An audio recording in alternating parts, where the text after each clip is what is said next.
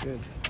There was a play, I think, where 2 penalties were called, and it looked like maybe you were able to get both of the yardage. Can you explain that play? Yeah, one of them was a live ball foul, the other one was a dead ball foul.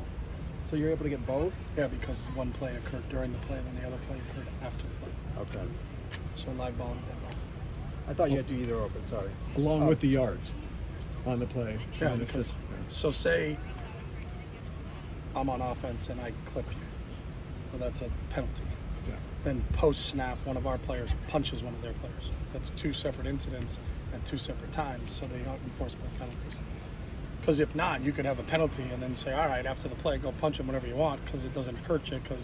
Sure. So any dead ball foul is added on to whatever occurred during the play, whether it was a positive or negative. So, watching that tape, what were some of your takeaways from that game? I thought our defense in the first half did an outstanding job against what was the best passing offense in the country. I really think when you boil it down to those 2 key turnovers that Blay made and John made, were huge for us, and their ability to capitalize and score points off of those. So you could extend a lead. We didn't think we'd go into that game and you're going to shut down that offense for the entire game. But you got to get stops, and I think that's the key to what our defense has done. They created pressure on the quarterback. They made him uncomfortable at times, and I think our secondary did a really good job covering, especially in the first half, so we got ourselves a chance to get out. Now, we knew we were going to have to take their best shot coming back. And then the other thing I was really proud of is how our offense, taking the ball over with 3 minutes and 59 seconds to go in the game, ran the clock out. And to be a good football team, you have to be a good 4-minute offense. And when you're a 4-minute offense, that means you're winning. And then we got to finish the game on the offensive side of the ball. And, to pick up those 3 first downs at the end of the game, I thought was critical. We executed really well on the offensive side. There were some things we felt we could exploit with our route running from our outside receivers that I think they did. And that's a chance for us to get to 40. There's still a lot of things we got to clean up, that we got to do to get better. But to play a quality opponent like that and then play with the effort, I think the energy that our guys had was really good, especially when you have a disruptive week. So we had a practice last Sunday because we didn't have a day off last week because of the schedule playing a Friday night game. So our guys came back and really I thought they handled the week and how the week was structured really well. So. Jake Bobo's been in a good rhythm probably the last 3 games or so. What's been happening with him that's working? Obviously he's a talented player, but what's kind of elevated his game? I would say he's been in a rhythm every game we played. So, it really just depends on how the defense deploys himself and what they're going to give us. But he's been like that since the day he got here. He's got a tremendous work ethic. Really cares about football, loves playing football. He's one of those guys that's in the building 24/7. He's got a great feel for our quarterbacks, all of them, because he's worked extremely close with all those guys. But it's, he's a byproduct of the hard work that he's putting in. And, we've been fortunate enough to be able to have him, and if people decide they want to play, certain coverages on him, then I think he understands them and can exploit them. Chip, with this team not being ranked again 5-0, and with the experience level, is this team better equipped to handle that and also the hoopla for a matchup like this week? That's the golden question. That's what we're here to find out during this week. I think that's part of the whole thing. The ranking's good, and I think it's deserved by those guys, and they should be proud of that. But after you're ranked, there's really nothing else. You don't get a trophy. You don't get anything. You don't get something handed to you. You got to go back to work. And we know that we beat Washington last week because of our preparation during the week.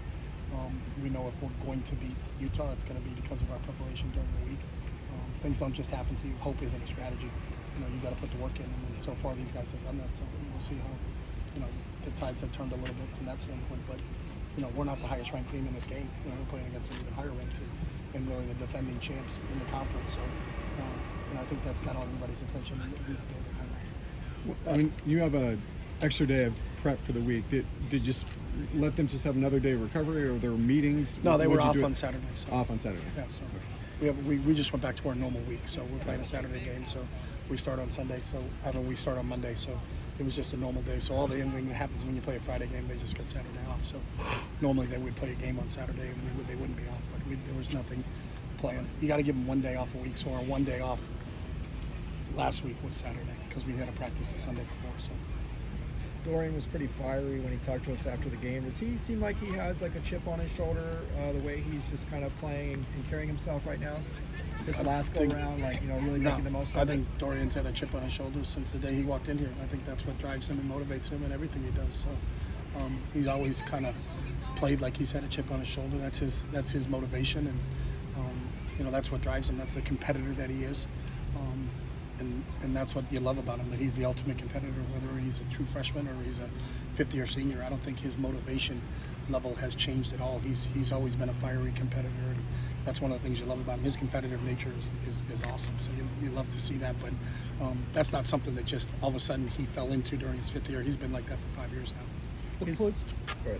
The poise that he's playing with, though, Chip, does that just come from getting increased reps and Yeah, I being in think he's games like growing. Friday He's night? growing like anybody. I mean, the more experience he gets, and he's a byproduct of his experience. And the one thing that he does a great job of is he always learns from every situation. So that he's been in a lot of situations and he's learned a lot of things. And I think he continues to get better every time he gets in a new situation. So that's a credit to him and the type of player that he is that he can learn no matter what the situation is. Whether he's a freshman or he's a fifth-year kid, there's always learning opportunities for him, and he takes advantage of those.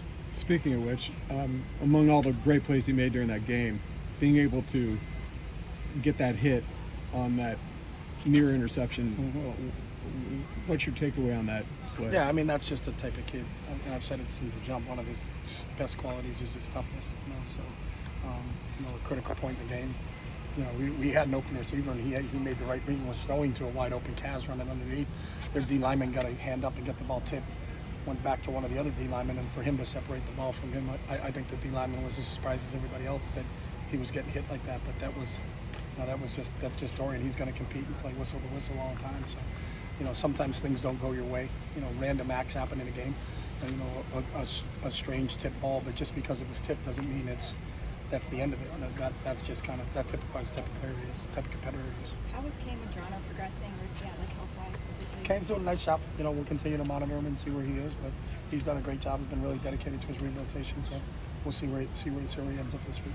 Dorian's made some pretty high-profile hurdles against SC, and then last week. Are you obviously he's had a lot of success with it, but some might say it kind of puts him at an injury risk. Are you? Yeah, we talked to him about that.